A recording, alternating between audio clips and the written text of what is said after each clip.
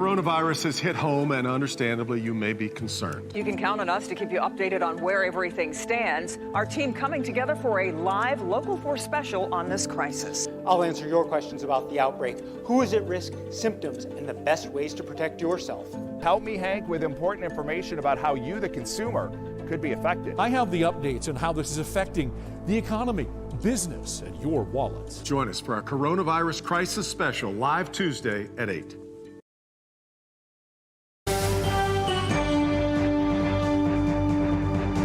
Welcome back. As I said, a lot of attention on Wall Street right now. Let's turn our attention this morning to Main Street. If we're all going to practice social distancing and something that amounts to isolation, what about the businesses that survive on the opposite? Very happy to have with me this morning Dennis Archer Jr. of Ignition Media Group, also the owner of Central, the restaurant near Campus Martius downtown. Rachel Lutz, a champion of the local business scene, the owner of the Peacock Room.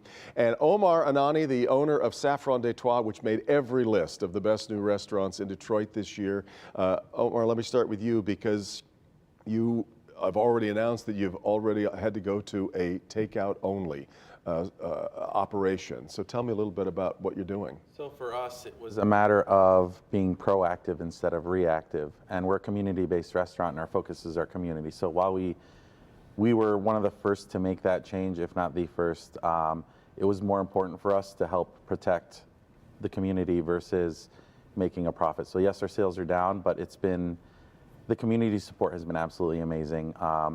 And we're just continuing to do everything we can, from sanitizing tables, between sanitizing doors, and we learned real quick the first day, because we were sanitizing every surface, salt, pepper, shakers, between each guest, and we learned that that's not sustainable over a 12-hour day. So that's why we decided to shrink the model down to takeout and carry-outs only, and hopefully try to find a way to make deliveries happen, because people still need to eat. And it comes at a time when, like I said, you're just starting to get tons of attention. You're located in an area that hasn't had a ton of restaurant activity on Gratiot over the years.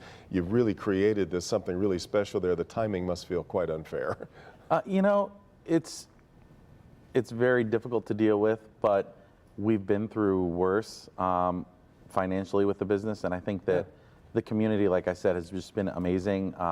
From people coming in, wanting to dine in, and we're like, listen, we're not doing it, we're doing takeout, and they're being very understanding and ordering food still and waiting in their cars and doing all the things. Let me stay with restaurants then. What's it been like at Central the last two nights, especially Friday and Saturday night? That's the haul, right? I mean, we were definitely significantly off from a revenue standpoint, both Friday, less Saturday, but noticeably off. We are open for Sunday brunch, which does very well for us. We're trying to do those things, Devin, that we're not to the point where Omar is, and his food's amazing, by the way, where we're ready to drastically shift the way we execute. But we are, having to address staffing, and our staff is being very cooperative in terms of equity among one another. Everybody, if we had 5 people scheduled for today for brunch, we probably have 2 or 3 servers, and so they're working together about who takes what shift. We're going to order less in terms of our foodstuffs and our beverage orders, and try to adjust it. But where we're located, we've got 15 or 20,000, Rock family of company employees that are no longer there for lunch, happy hour, or dinner. And so this week upcoming, we'll get a better sense of what that's like, and then we'll have to make some tough decisions. Rachel, the Peacock Room survives on foot traffic. And you want a crowd, and now you can't. Yeah, I wish people were hoarding dresses and rhinestones like they were hoarding toilet paper. I'll be very frank with you, just to really give a true idea so people understand what these small businesses are facing. We really rely a lot on Fisher Theater traffic and the Broadway and Detroit shows that have been canceled. Yesterday on a theater Saturday is like Super Bowl for us. It's normally $5,000 to $6,000 in one store. Yesterday we did about $400. So I debated whether being, frank or not, but I really want people to understand the impact if you want these small businesses to survive, because this will eventually blow over when the time is right. But in that meantime, you still want these businesses to be open. My friend Liz at K9 to 5 Dog Daycare, she's taking a huge hit because, people travel and they put their dogs in boarding. People go to work and they put their dogs in boarding. And if they're doing neither, you know, she's hurting too, I know. So it's not just retail, it's also services as well. You're all in a situation, in fact, you were telling me you had some people coming in almost as an act of, I want to be here to help. Purposeful. Yeah, we have that. You've all got that. Yes. And yet at the same time, that may not be the smartest behavior. So you're kind of at odds with what people are being told and what you probably want them to do with what will help you survive. Well, right? let me ask you this. Are you better off coming into a 3,000 square foot shop with a few people than going to Costco and touching those shopping cart handles? And in addition, for your mental health, going to those grocery stores, if you don't need something and seeing the panicked behavior, that seeps into your own mental health, and that contributes to your panic. So I think it actually, in my opinion, as long as we're practicing the right practices, as these gentlemen are in their restaurants, and as long as we're practicing the social distancing, I would argue that it's actually probably safer to go in these smaller spaces. I think, Devin, if you look at it, this ecosystem in which we're operating now, no one's ever operated in before. This is all pioneer territory. And so we're looking for guidance from our federal officials who were here earlier, from our city officials. I know that the Equity Commission that was set up by the mayor is meeting regularly, trying to figure out what they can do for small business, because they don't want a lot of shops to shutter. And I think we are all putting in our businesses health first, health of our guests, health of our staff.